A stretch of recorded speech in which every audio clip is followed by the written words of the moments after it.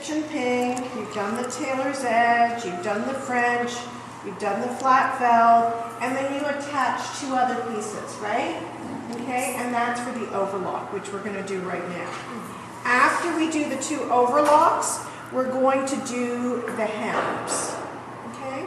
I'm going to do the 2 overlocks and the 1 hem together. It's a little, it just works better that way.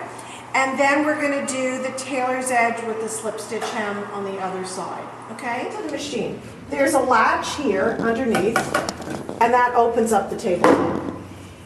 How many of you are familiar with these machines? Not industrial.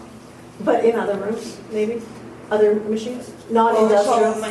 Not so different though, really. A little better, doesn't shake so much. There's a plastic lever here that I keep in the up position so I can see a little bit better. There is a lever here that lifts the presser foot. Okay? The presser foot is held down by this, and you want to move the presser foot out of the way. There's also a little lever here which opens it all up. Once you open, and then there's one here that opens up here. Once you open that up, you can see the threading diagram. Okay, there's a threading diagram here, which will help you see how each of the threads progresses through each one of these. Okay? These machines are a little easier to thread, particularly the green, I think. So the best way to do this is this. The nicest thing you can do for someone is to leave this machine with the threads just cut like this. That's what you're all going to do. Okay? So if you take one of the spools of thread, you put it on the spindle, and what I do is I tie a single knot. Okay, I'm just tying the 2 threads together. Okay? And here is the chain stitch that the overlock creates. So again, you want to have needle in the uppermost position, and if you pull the chain, you're going to see the 3 separate threads. There's 1 thread that goes through the main needle, and if you just pull it, you can start seeing the pattern, the threading, and you can compare it to the picture.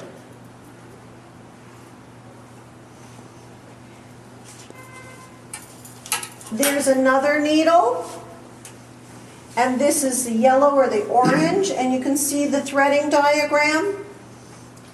And then we have the one that we just tied on.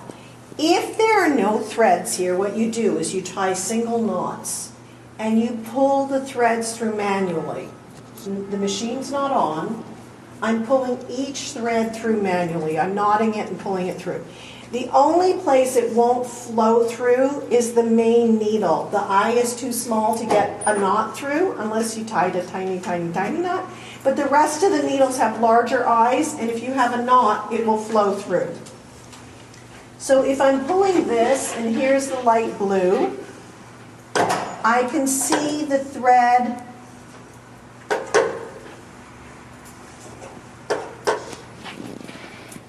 coming through. Why is it?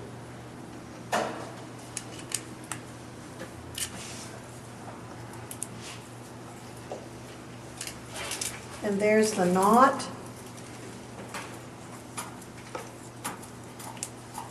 And then I see it coming all the way through. So I now have my 3 threads. And you'll do each one of these manually. So there are my 3 threads. I'm going to close the plate. I'm going to close the presser foot up. And I'm going to close this up. And close the table. I now have 3 threads in my hand. I can turn the machine on, and hopefully, if it's threaded correctly, it will create a chain. If you see there are 2 foot pedals right here, one is to lift the presser foot, the other is to get the machine to go. So with the machine on, I'm going to hold the 3 threads, and it creates a beautiful chain. Okay? So I'm going to overlock both of the seams that I have attached.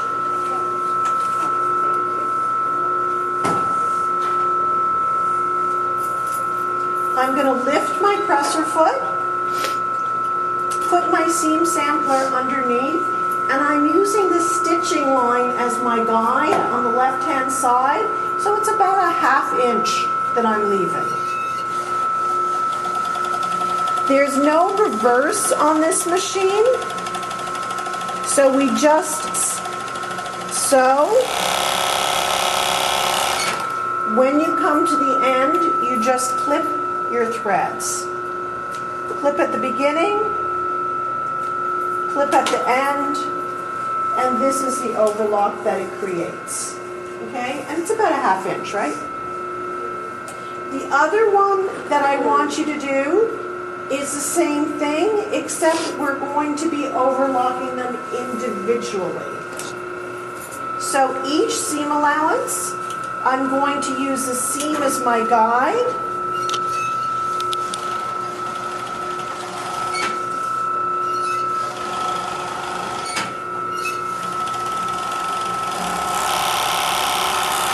There's one side, and you must use the scissors to cut the thread. So always remember to bring your scissors up, okay? Other side.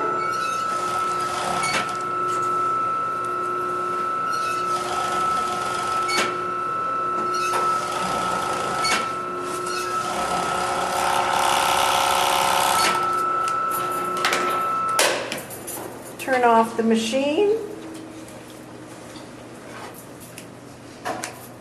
Clip your ends, and you're good to go. So let me just press it open. This is a very classic hem. Anyone ever hem their jeans? Yeah, this would be something you would do on your jeans or on a skirt if you didn't care that there was a stitch going to show, like a very sportswear or a denim skirt or something might have the seam showing. Okay? Usually on a skirt or a better garment, you might do the seam by hand, which we're also going to do. So, on the outside of the garment, on the right side of the garment, I know this isn't a garment, but I'm going to mark a 1-inch seam allowance. And I'm going to mark it with something that comes off. This is a water-soluble marker. Okay, they're great for marking hems. This would be something good to mark a hem. Chalk would be something good to mark a hem. A pencil, a pen, or wax would not be good. Okay, because it's not removable. Remember, we're marking the right side of the garment. After you've marked the 1-inch seam allowance, what you're going to do is you're going to finger press it. So I'm going to follow that line. And essentially, I almost scrape it along that line. So there's my 1-inch seam allowance.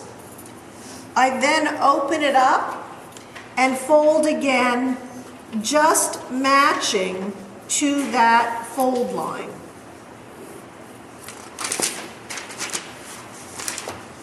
Okay?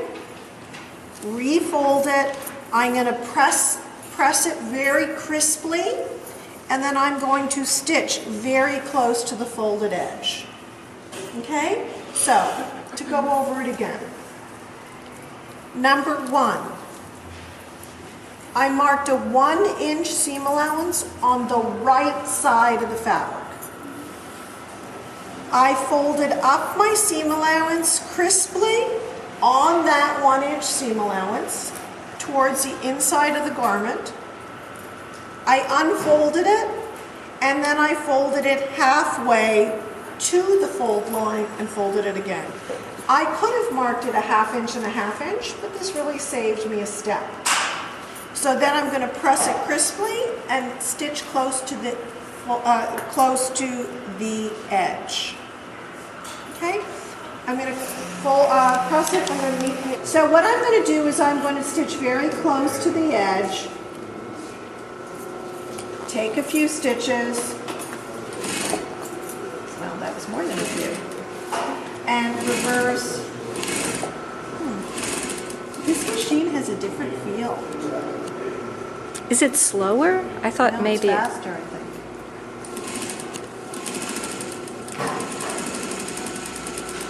Paul? Did he leave? Well, anyways. Yeah, it's actually nice. Okay, so I reversed at both ends, and you can see it's just a regular seam, okay? Did you fold it inwards before sewing? Like when you fold it over? Yeah, I double folded it. So it's a double fold machine hem. Okay, so what I